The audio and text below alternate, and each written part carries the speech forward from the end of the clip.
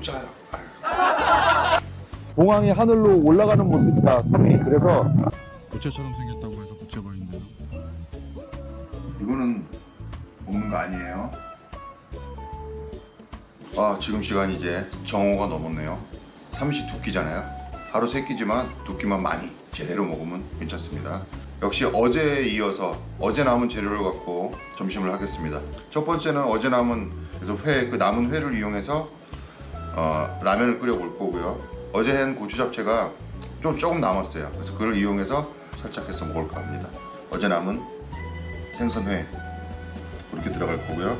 전자레인지가 없어서 살짝 볶음밥식으로 밥을 일단 불을 올렸고요. 새로 한 밥을 여기다 올려보도록 하겠습니다. 고추 잡채가 충분히 많이 익었기 때문에 이제 마무리할게요. 바로 들기름 그리고 아시죠? 마무리 마법의 가루 꾹꾹 눌러서 깝니다. 왜?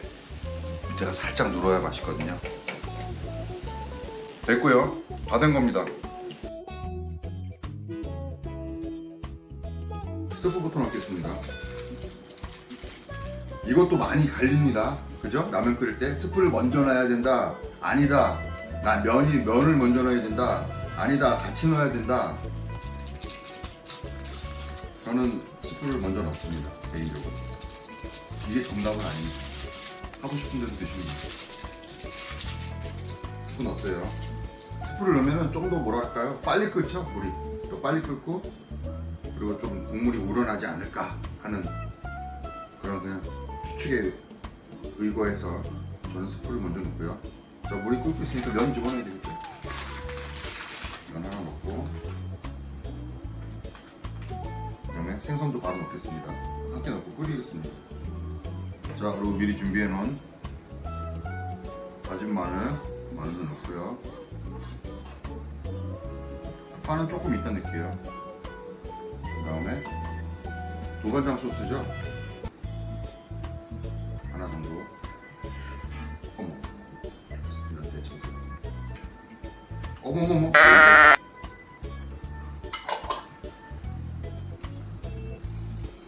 면 위에다가 이렇게 발라줍니다. 왜 발라주냐고요? 다른 의미는 아니고 이렇게 하면은 두반장 이 소스가 잘 풀립니다. 하나 팁입니다. 달르듯이 해놓으면은 면이 퍼지면서 옆으로 퍼지면서 싹 풀립니다. 두반장 소스. 고추, 고춧가루, 마무리. 이 마법의 가루 회사에서 저한테 연락 안 줍니까? 한 번도 안 빼놓고 마법의 가루 광고하는데요. 언젠가는 연락이 숭어라면 이렇게 이름을 짓겠습니다. 숭어라면. 숭어가 들어갔으니까요. 먹어보겠습니다. 여러분이 상상하시는 그 맛입니다. 중국집에서 삼선볶음밥 같은 거 있죠? 그거 시키면 딱 이런 맛, 딱 이런 맛입니다. 일단 밥은 그렇고요. 국물에 좀 짜요. 짜다고 얘기합니다. 뭐 짜면서 뭐 안 짜다 맛있다 이런 뻥은 안 쳐요. 물 살짝 부으면 돼요. 별거 없어요. 두반장 소스가 좀 많았나 봅니다. 한 숟갈 푹 하지 마시고 반 숟갈만 하세요. 좋죠. 뭐 이거 이렇게 하면 식잖아요. 안 짜지고 식고 얼마나 좋아요. 찬물로. 싱거워요. 농담이고요. 먹어볼게요. 생선살을 하나 얹어서 먹어보도록 하겠습니다.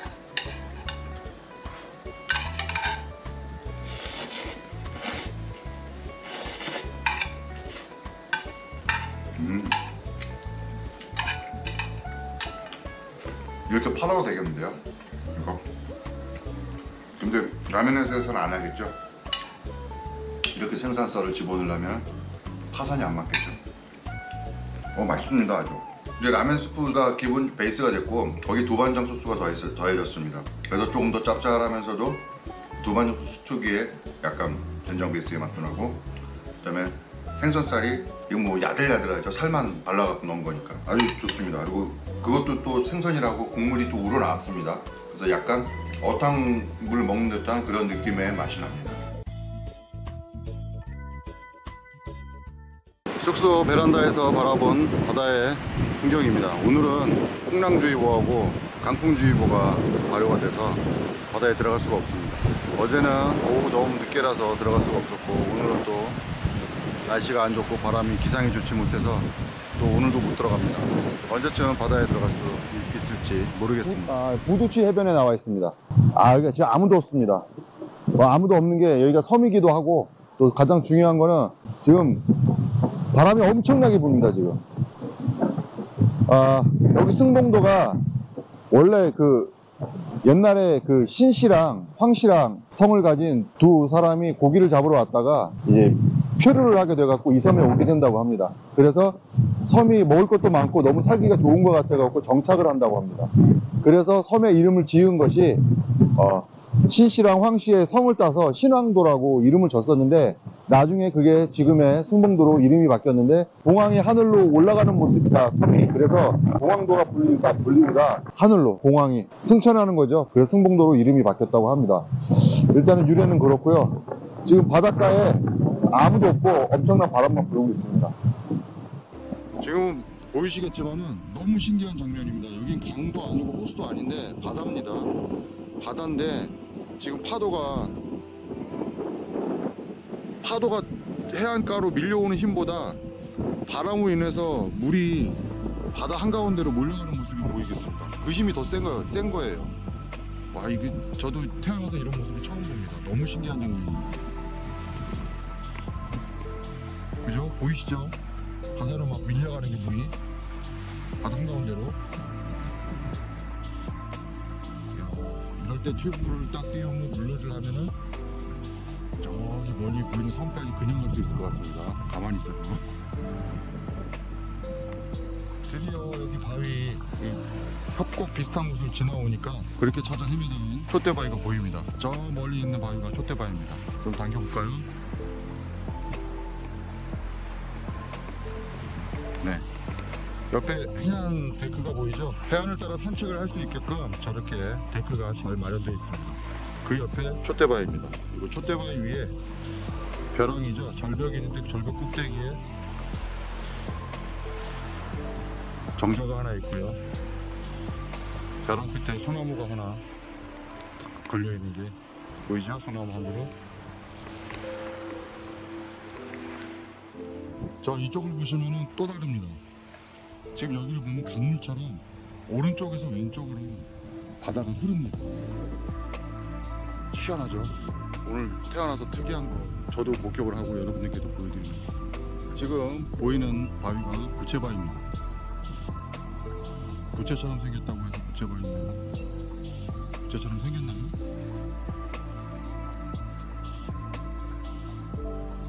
여기도 정말 조용합니다.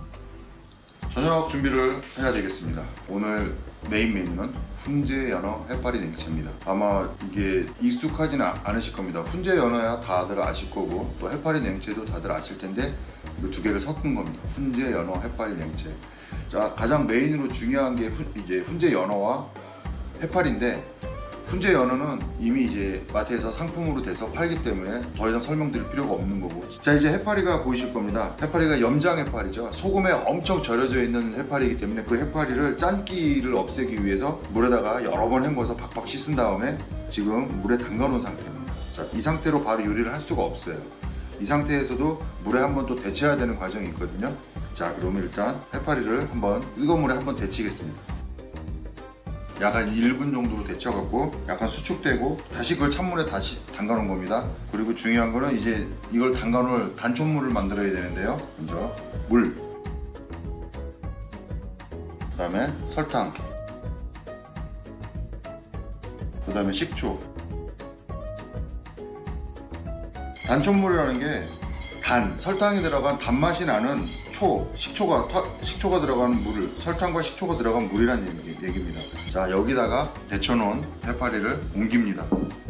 이 작업이 되게 중요합니다. 해파리의 특유의 냄새가 없어지면서 잘 담가둡니다. 이 상태에서도 적어도 2-30분은 담가 두셔야 됩니다. 그러니까 시간이 또 필요한 거죠.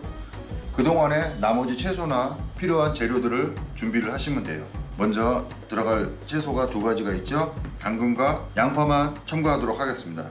양파는 반 개 정도, 당근도 같은 크기 정도 분량만 이렇게만 사용하겠습니다.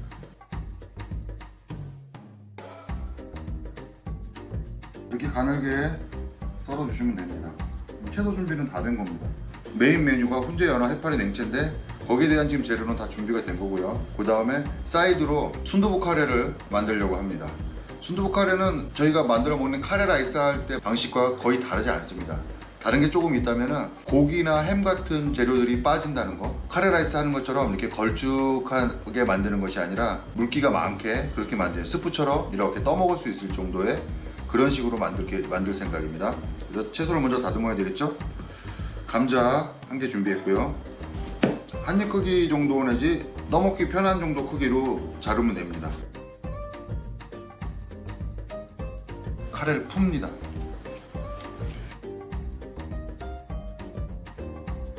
볼까요? 맹탕이네요. 간을 보신 다음, 맛을 보신 다음에 이게 좀 부족한 것 같다. 그러면 카레를 좀 추가하시면 되고, 너무 뭐 짜거나 아니면 카레가 너무 많은 것 같다. 그럼 물을 좀 더 넣으시면 됩니다. 맹탕이에요. 자, 한 번 더. 맹탕이에요. 다시 정정하겠습니다. 물은 300ml 넣었고요. 카레는 다 넣습니다. 4인분. 팬을 충분히 달구신 다음에 식용유를 두릅니다. 이 카레를 만들 때 식용유 전혀 안 넣으시는 분도 계세요. 볶지 않고 처음부터 채소를 같이 넣고 아까 카레물 푼 거 있죠? 카레 푼 물 같이 넣고 끓이시는 분도 있는데 저는 살짝 채소를 먼저 볶습니다. 선택이에요. 하고 싶은 대로 하세요.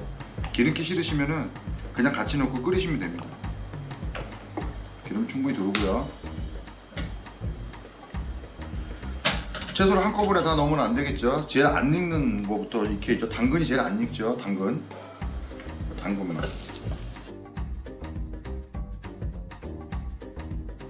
자, 당근이 어느 정도 볶아졌다고 싶으면 그 다음에는 감자하고 양파를 같이 넣겠습니다.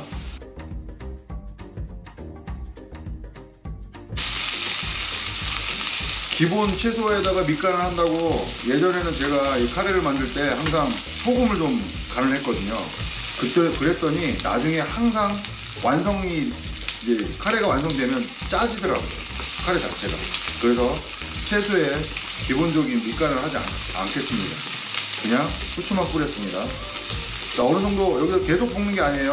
어느 정도 볶았다 싶으면 된 거예요. 다 안 익어도 상관없습니다. 자, 이제 카레물을 붓겠습니다. 카레가 지금 거의 이제 물 수준이죠? 묽어요, 되게. 네? 근데 원래는 걸쭉해질 때까지 카레를 끓여야 됩니다. 근데 그렇게 끓이진 않겠습니다. 일단은 카레가 한 소끔 끓을 때까지 기다려 보겠습니다. 마트에서 판매하는 생훈제 연어입니다. 냄새를 맡아보면은 일단 연어는 생연어인데 훈연이 살짝 된 그런 연기 냄새가 납니다. 자, 해파리를 건져 놓은 거 단촛물에 담갔다가 빼놓은 겁니다. 이제 다 된 거 해파리를 올립니다.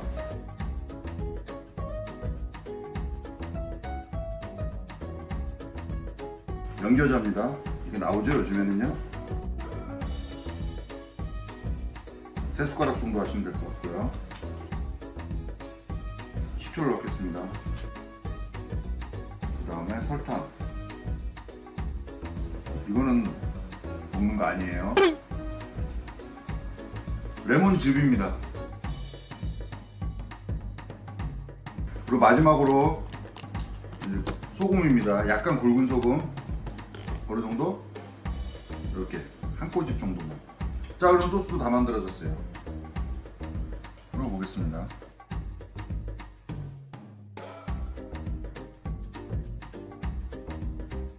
자, 만든 소스를 다 뿌렸고요. 이거는 시중에서 파는 피클입니다. 해파리 냉채에는 보통 오이가 반드시 들어가는데 오늘은 오이 대신에 피클도 오이로 만든 거잖아요. 근데 피클이 더 달콤하면서도 새콤하면서 씹는 맛이 좋잖아요. 아작아작. 그래서 그 맛을 느끼라고 피클을 갖고 왔습니다. 피클을 뿌려서 같이 곁들여 먹겠습니다. 훈제 연어 해파리 냉채가 완성되었습니다. 비주얼은 뭐 그렇게 그럴싸하게 보이진 않죠?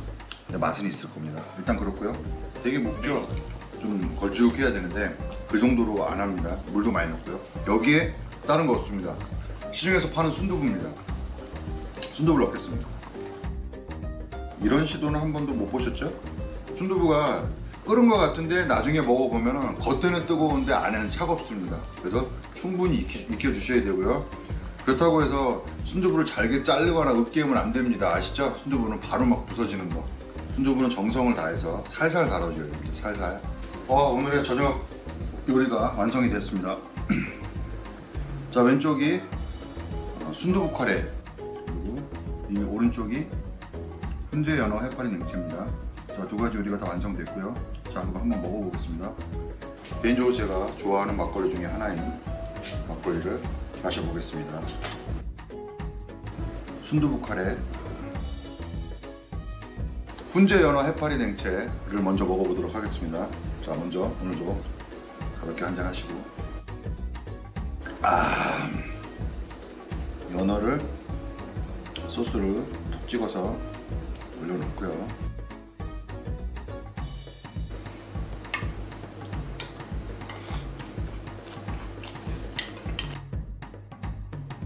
지금 이 해파리는 아주 잡내가 쏙 빠졌습니다.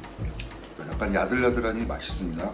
그리고 소스에 바르는 훈제 연어가 훈연한 맛이 싹 올라오면서 나머지 전체적으로 채소들과 섞여갖고 아주 훌륭한 맛인데, 이거 아이디어가 생각나서 올린 겁니다. 이거 피클은요, 그냥 오이, 생오이 대신에 이게 아주 마지막 그 활용 점정인 것 같아요. 아삭 씹히면서도 새콤달콤한 맛이 아주 끝내줍니다. 부드러운 연어, 야들야들한 해파리, 아삭한 채소들, 마지막에 피클까지. 아까는 소스가 설탕이 좀 부족하고 레몬즙을 많이 넣어서 너무 새콤하고 그래갖고 이거 실패한 게 아닐까 생각했는데 어울려서 먹으니까 맛있습니다. 이번에는 식을 만큼 식었겠죠? 카레 순두부는 어떤지 한번. 순두부를 넣는 것은 저도 처음 시도해 본 겁니다. 순두부를 넣으면 괜찮을 것 같아서. 카레에 살짝 매콤함이 올라오면서 순두부가 계란찜처럼 아주 야들야들하면서 부드러운 게 목구멍으로 싹 넘어오는 느낌이 상당히 좋습니다. 궁합이 잘 맞는 것 같은데요, 의외로. 햄이나 고기 넣는 것보다 완전 다른 맛이 납니다. 카레가 아시겠지만 다이어트 식품으로 좋습니다. 기름에 안 두르시고 하시면 더 다이어트에 좋겠죠? 그래서 다른 고기나 햄 같은 거 넣지 마시고 순두부를 넣으시면 다이어트에도 아무 문제가 없을 것 같습니다. 카레를 넣은 순두부찌개라고 할 수 있을 것 같습니다.